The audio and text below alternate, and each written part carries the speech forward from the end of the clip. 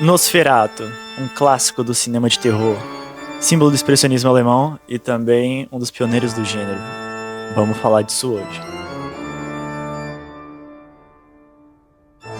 Nosferatu, de 1922, um dos primeiros longa-metragens do cinema mudo e também um dos pioneiros do gênero de terror da história, se tornou também símbolo do expressionismo alemão, porém se tornou uma adaptação de uma obra não autorizada. Então tiveram umas mudanças ali com relação ao roteiro e ao enredo do filme, porque não foi permitido pela família do Bram Stoker de fazer uma adaptação fidedigna.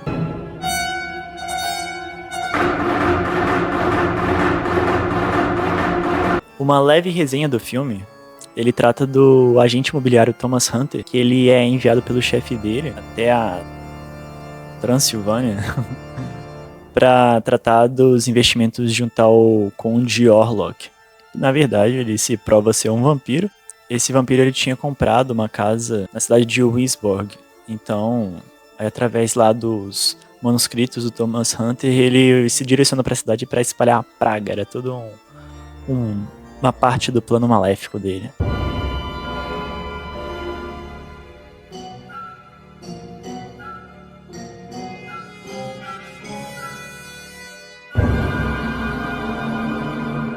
E o mais interessante desse filme é que tem toda uma história judicial aí de disputa de direitos autorais pelo filme no background, na história. Porque, na verdade, o pessoal da produção buscou a família do Bram Stoker para analisar se tinha alguma possibilidade de fazer uma adaptação idêntica ao livro. E eles não conseguiram, então eles fizeram muitas alterações no roteiro. E diante disso, mesmo após a publicação da obra, né, a esposa, a viúva, na verdade, do Bram Stoker, ela pediu para serem recolhidas as cópias do filme. Então, tipo, as que sobraram são, tipo, os vestígios da história mesmo e que ficaram eternizados. E graças a Deus que não pegaram todos. Muitas alterações foram feitas. O Jonathan Harker, ele virou o Thomas Hunter, né? O Drácula virou o próprio Conde Orlok. Alguns personagens sequer foram readaptados, como o Van Helsing.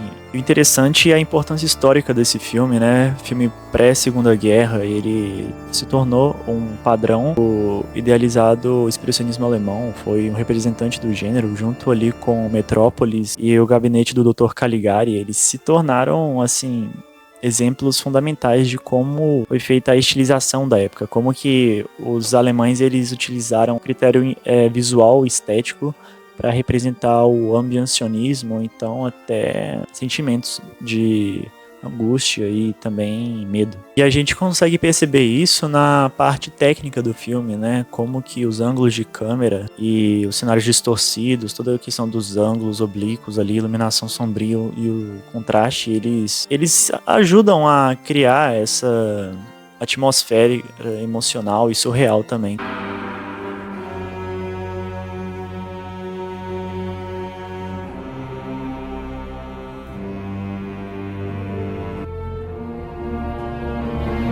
Muitos elementos de medo desse filme são criados a partir da expectativa e também de todo suspense, né? Se a gente pegar o próprio jogo de luz e sombra do expressionismo alemão, você tem uma cena ali do Conde Orlok e só a sombra dele subindo, sabe? Tem toda uma criação de atmosfera diante dele. E também é válido mencionar o mérito total da equipe de maquiagem desse filme, porque a imagem do Conde Orlok, ela é icônica até hoje. Dependendo de como você vê esse filme, ele pode até dar medo, sabe? Para os padrões da época, isso foi bastante revolucionário.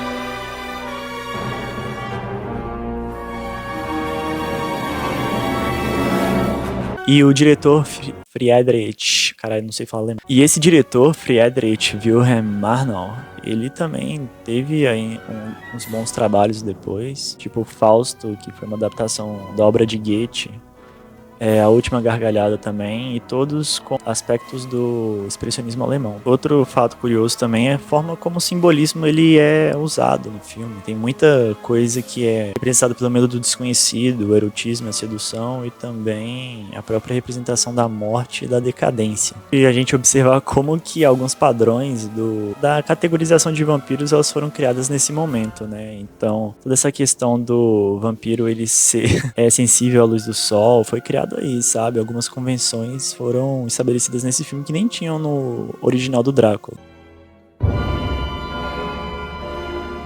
E é bom também a gente notar o contexto histórico, né? Uma Alemanha pós-Primeira Guerra ali, arrasada, econômica e socialmente falando também. Isso refletia muito no movimento porque denotava todo o pessimismo, né? E a ambientação sombria. Isso tudo era uma inferência do que a sociedade alemã vivia na época. E eu acho interessante a gente mencionar também os aspectos técnicos revolucionários desse filme, porque as filmagens desse filme, por exemplo, elas eram feitas em locais reais. Até então, os filmes eles eram locados em espaços teatrais, assim, sabe? Com cenários manualmente produzidos. Então, foi uma técnica aprimorizada a partir daí. Os usos de efeitos especiais também, que eram feitos na pós-produção, entre aspas, né? Porque a pós-produção era uma coisa bem precária ainda e bem manual. Essa filmagem foi feita em negativo em algumas partes e também houve aceleração de câmera lenta, né? Para dar aquela sensação de aparição repentina do Conde Orlok. E também os critérios de composição de cena. Tudo isso foi revolucionário para a época e também contribuiu para o cinema que veio posteriormente, como que as técnicas foram melhoradas e foram incorporadas e até resguardam nos dias de hoje, elas continuam.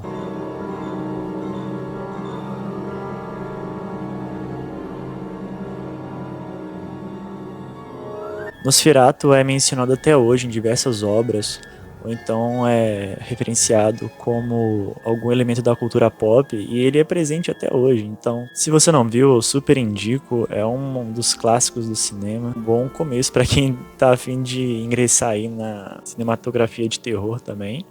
É uma boa referência. E esse ano ainda vai lançar filme do Nosferatu. Vai ter um remake aí feito pelo Robert Eggers, que vai estar estrelando o Bill Skarsgård, Willem Dafoe. Não vai ter a Anya Taylor-Joy. Dessa vez não, diferente de alguns filmes dele. Apesar de algumas pessoas não terem gostado muito do trailer, terem assim ficado um pouco com o pé atrás, e eu até compreendo, porque não revela tanto sobre, tem muita gente que não gostou da maquiagem, nem também da aparência do Conde Orlok. Mas fato é que o Nosferatu tá parecendo o Billy do Smashing Pumpkins, hein? Não queria falar nada não. Mas apesar disso tudo, eu confio no Robert Eggers, eu sei que ele tem capacidade técnica, ele pra mim, é um diretor visionário, é um dos grandes talentos aí da nossa geração. Do gênero de terror também, tá ali junto com o Ari Aster. Eu acho que vai sair uma coisa boa daí, eu boto fé nisso. My dreams grow darker. Does evil come from within us? Or from beyond? Putz, quem que não lembra da cena do Bob Esponja? Que chega um cara mó estranho lá e eles ficam com medo. Aí ele se mostra ser um peixe normal e tal.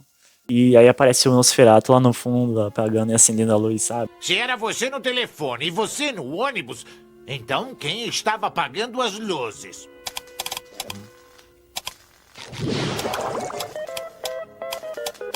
O Nosferatu! E aquela aparição do Nosferatu, ela foi eternizada no cinema, sabe? Aquele momento que ele sai da porta pela primeira vez, no meio da noite, e fica ali estaticamente parado. Aquilo ali foi um marco no cinema.